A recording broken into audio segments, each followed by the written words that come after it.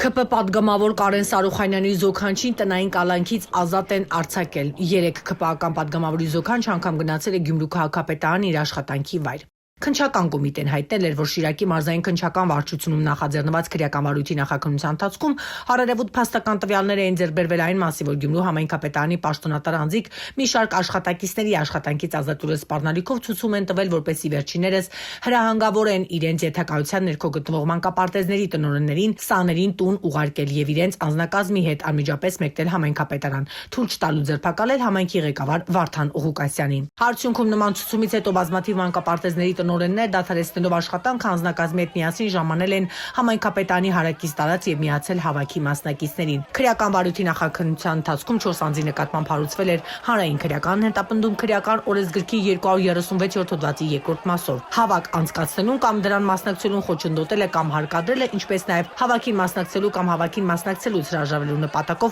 նյութապես շահագրգռել է եւ 46486-րդ հոդվածի 2-րդ մասի առաջին կետով մի խումբ անձանց կողմից նախնական համաձայնությամբ արդարադատության իրականացմանը կամ գործի քննությանը միջամտելուն դրդել է։ Համայնքապետարանի 3 աշխատակից ձերբակալվել են, որոնցից մեկը ԿՊ-ական պատգամավոր Կարեն Սարուխանյանի զոքանչն էր, որը Գյումրու քաղաքապետարանի կրթության բաժնում է աշխատում։ Արդյունքում դատանը որոշել էր ԿՊ-ականի զոքանչի նկատմամբ խափանամիջոց ընտրել տնային կալանքը, բայց օրերս նույն հակակոռուպցիոն դատարանի որոշմամբ Սարուխանյանի զոքանչը ազատ է արձակվել եւ նրա նկատմամբ խափանամիջոց է ընտրված վարչական վերահսկողությունը եւ պաշտոնավարման կասեցումը։ Քրեական գործով նախաքննությունը առայժմ քննչական կոմիտեում շարունակվում է։ Կհետևենք քրեական վարույթի ընթացքին։